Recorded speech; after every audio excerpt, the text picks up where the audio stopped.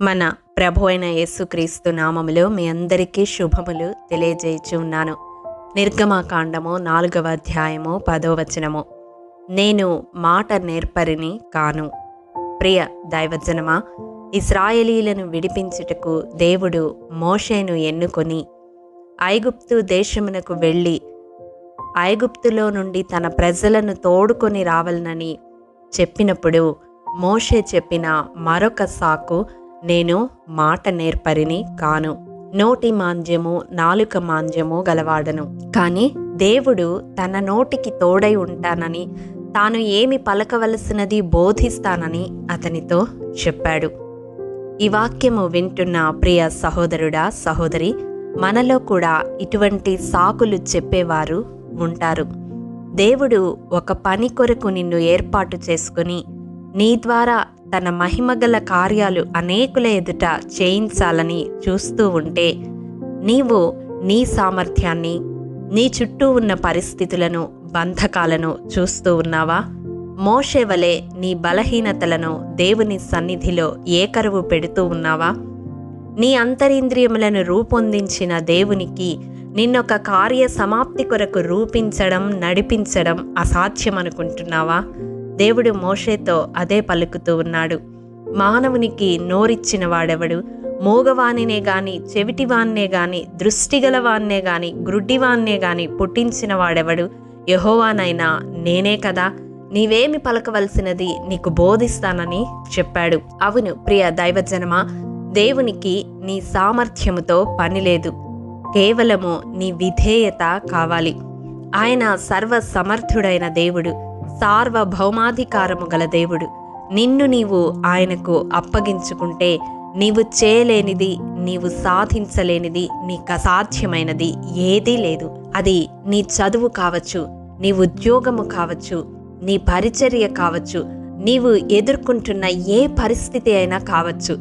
ఇంతవరకు నీ శక్తి సామర్థ్యాల మీద ఆధారపడి ప్రయత్నించి అలసి సొలసి ఉంటే, ఇక మీదట నిన్ను నీవు సంపూర్తిగా దేవునికి అప్పగించుకుని మొదట ఆయన రాజ్యమును, ఆయన నీతిని వెదికే బిడ్డగా, ఆయనకు ప్రథమ స్థానం ఇచ్చే బిడ్డగా నీవుంటే, నీ ద్వారా దేవుడు ఆ కార్యమునంతటిని సమాప్తి చేయగలడు.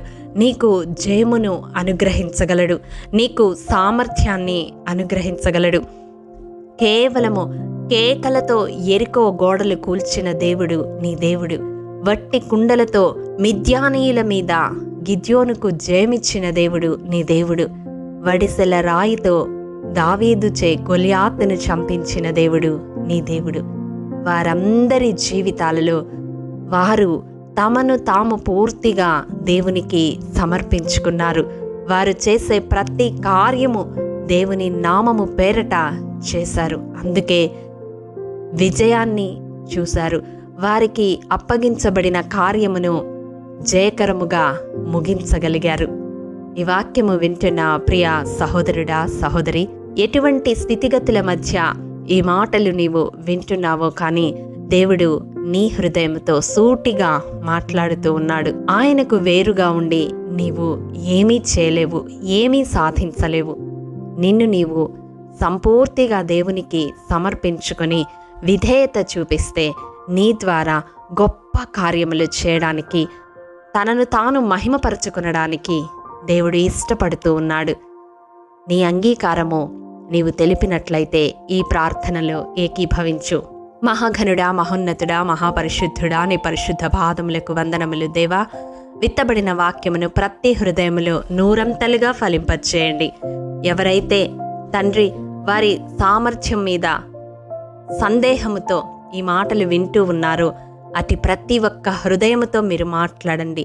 నీ ద్వారా వారు సమస్తమును సాధించగలరనే గొప్ప విశ్వాసమును వారిలో వృద్ధి పొందించండి. నీకు అసాధ్యమైనది ఏదీ లేదని, నీ కృపలో మాకును అసాధ్యమైనది ఏదీ లేదని, సంపూర్ణమైన జయ జీవితము అనుగ్రహించగలిగిన దేవుడవు నీవని గ్రహించే మనస్సును దయచేయమని యేసు అతి పరిశుద్ధ నామం పేరట అడిగి పొందుకొని ఉన్నాము తండ్రి. ఆమెన్. ప్రియ దైవజనమా, అనుదినము షారోన్ మన్నా ద్వారా అడగబడుచున్న బైబిల్ క్విజ్ ప్రశ్నలకు సమాధానములు ప్రతి నెల మొదటి వారము కామెంట్ బాక్స్లో పోస్ట్ చేయబడతాయి. కాబట్టి గమనించి మీకు తెలియని ప్రశ్నలకు సమాధానములు తెలుసుకొనగలరని ప్రభు పేరట మనవి చేయుచూ ఉన్నాము.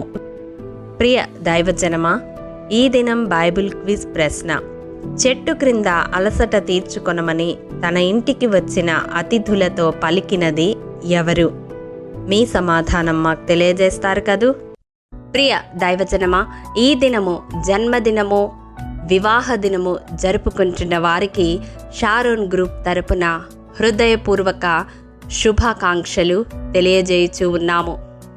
దేవుడు శ్రేయస్కరమైన ఆశీర్వాదములతో ఈ సంవత్సరాది నుండి సంవత్సరాంతము వరకు మిమ్ములను నింపాలని ప్రార్థిస్తూ ఉన్నాము. ఆమేన్.